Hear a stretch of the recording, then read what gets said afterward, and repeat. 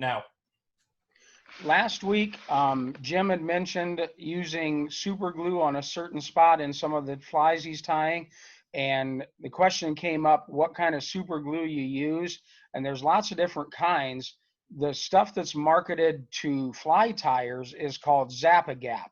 And what it is really just a thick CA glue, and this is the stuff I use. CA stands for cyanoacrylate, and it's just a super glue. And this brand is marketed to woodworkers, and it comes in a thick and a medium and a thin. The stuff that's most like Zap-A-Gap is thick CA glue, because Zap-A-Gap is sort of a gel consistency, and so is this thick CA glue. You can't read the label very well, but anyway, I just wanted to get that out there. So if anybody's asking about super glue, you can buy Zap-A-Gap at the fly shop, or you can go to any place, hardware store, and buy thick CA or thick super glue, gel super glue. They all work the same. I'm done. Thank you.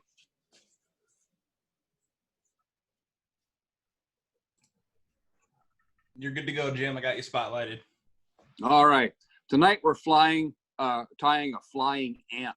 And it's kind of a new design for me, so I've been tying a bunch of them up.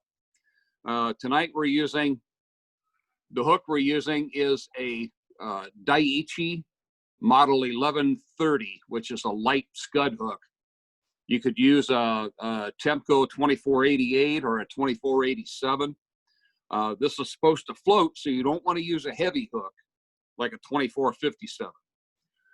This is a size 14, so that you can see it a little better. I should probably use a size 1/0. You can really see it better.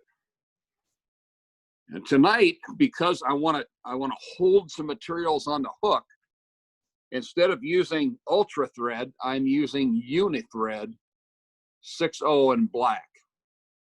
This thread is a rounder thread, but it also grips better than the Ultra Thread does. This is the fly that we're going to be tying tonight.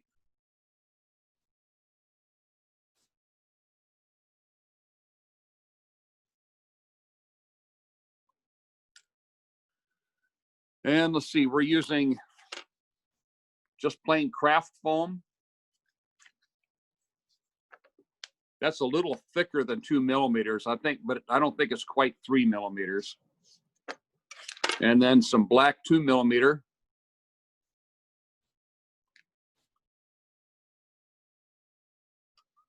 And we're using a small hen hackle, some of the little feathers on this. And we're using a rooster hackle. One of these feathers will tie about 4 or 5 flies, so you get quite a bit out of that. All right. We begin by wrapping the hook. We're going to start just behind the eye, and we're going to wrap this back to about halfway through the bend. About right in there. We don't want to take it too far down the bend, or our orange body is simply not going to sit properly. And we're going to start at the back or about the middle, and we're going to work backwards. So what I've done is I've taken foam like this, a sheet of foam. I've cut a square strip off of this, and then I take a pair of scissors and I trim down the edges and then sharpen the end so that I get something along the lines of this. So we're going to take that. We're going to take it almost a full length behind this. And this first couple of ties, we want to make somewhat loose. We're going to go out a little bit. Now we're going to tighten our thread, and we can go back up and keep this a little bit loose up here so that the orange tail actually sticks out the back instead of being pointed down.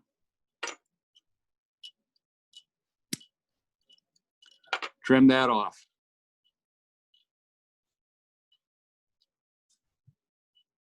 Uh-oh, what did I do with my, I thought I had some peacock here someplace. I don't see it now, so. We're using peacock Earl. And we're gonna use about 4 strands.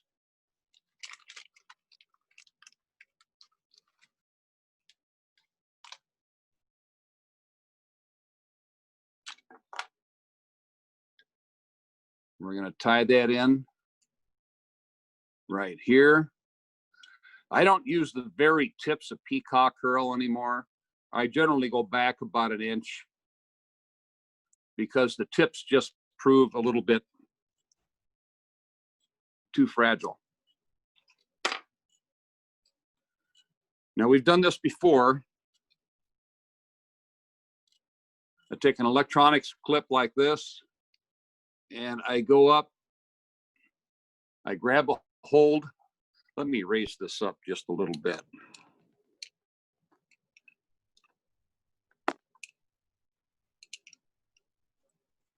So I've got this sitting up like this. These ends we have to clip off a little bit because otherwise they interfere. So now we have our clipped Earl. Now we're going to rotate it, twist it carefully and gently. And then we're going to wrap it right at the base of our orange tail. The hard part is keeping it twisted while you're wrapping it.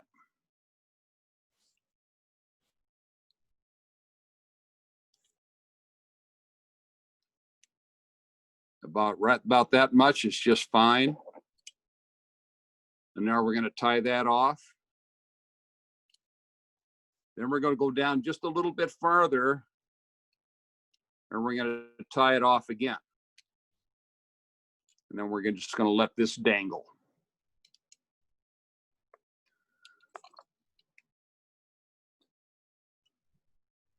I'm going to go back with our thread. And then with the black foam, again, we cut off a strip. Not very wide, you can see that. You don't need a real wide on this. And then you cut it to a point. Now we're going to lay that right on top, right about just a little bit shorter than the length of the orange tail.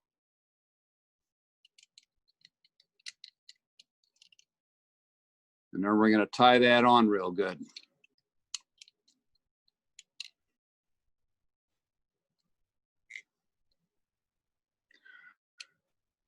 And again, the farther out we go, the looser we want to wrap it. We want about so much out there. See how this sits?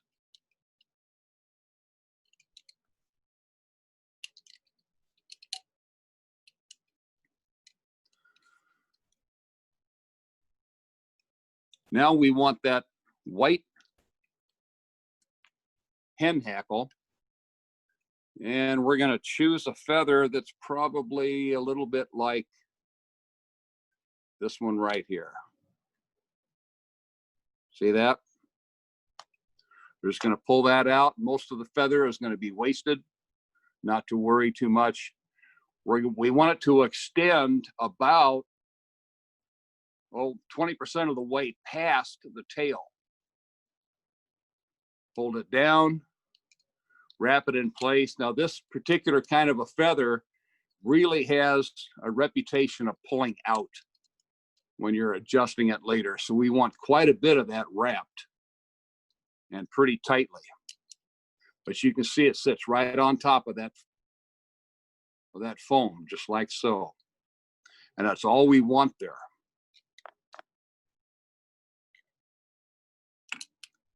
And now we can trim off the rest of this.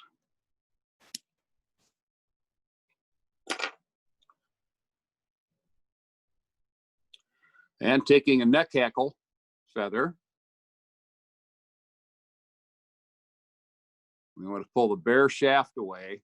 Now, I've said this before, when we're tying, you can see where those barbules start, and you can see a little bit of the shaft sticking out past the barbules.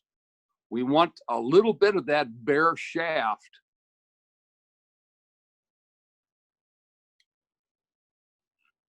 sticking out past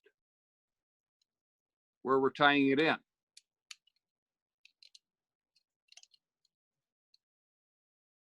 So I had that tied in good right in that spot. But if I lift it up, you can still see some of the bare shaft below the barbules. And what that allows you to do is orient the feather before you actually start wrapping the barbules around the ant. So we're going to start with this. We're going to take it down and around. See that section of shaft oriented the barbules or oriented the feather so that our good looking feather faces forward and a convex side faces back.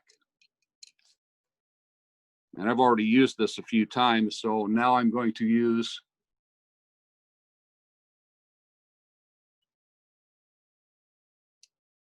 hackle pliers. All right, now that's where we're at right here. Now we tie it off, 2 or 3.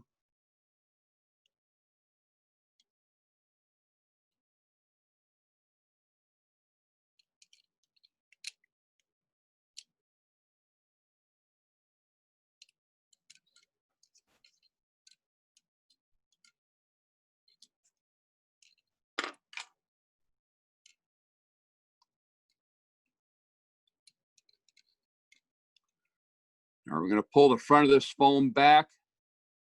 And I do tend, I apologize, I do tend to crowd the eye on this just a little bit. So we're just going to push it back a touch. Now we're going to take the thread, wrap it down toward the eye. We're going to twist the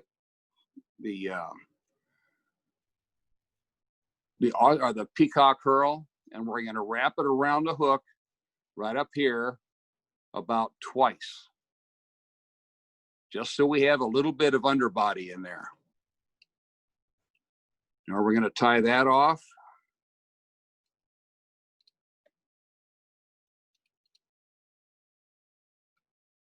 Trim it out of there.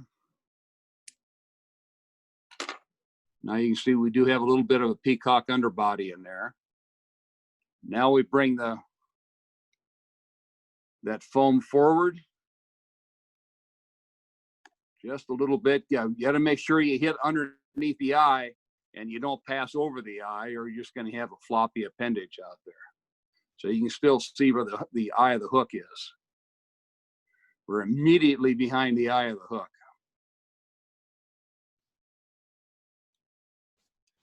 Wrap it around a couple of times, and then we do a whip finish.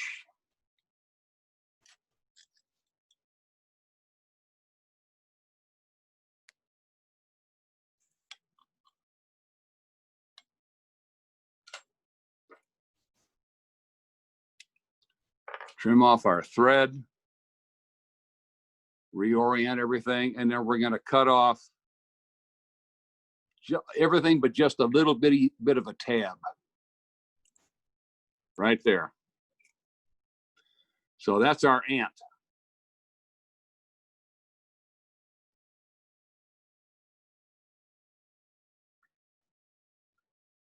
Now, once you've tied this, you can start doing some modifications, like maybe adding some legs to it.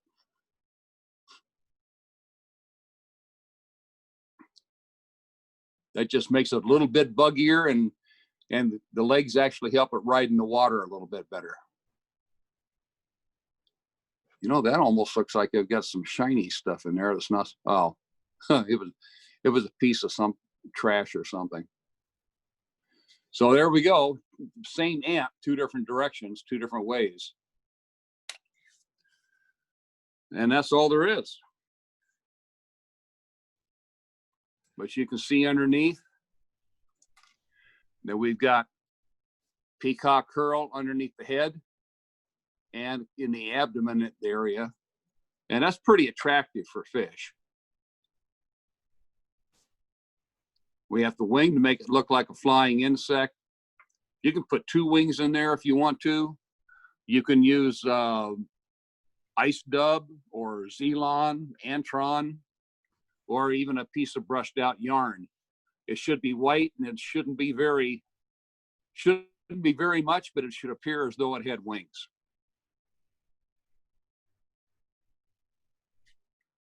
All I right. like it. Any questions? So with the legs, when would you be tying those in? With the Before the hackle. before the hackle? Okay. Yeah, I would tie the hackle feather in, but let it stream back. Then I would tie in the rubber legs and then hackle between them. Okay. Okay. Yeah, I think that would be the only question I have. I mean, it's tiny. I do say we need to start a GoFundMe page so that Jim can get a couple extra arms attached to his body, because you got a lot going on there.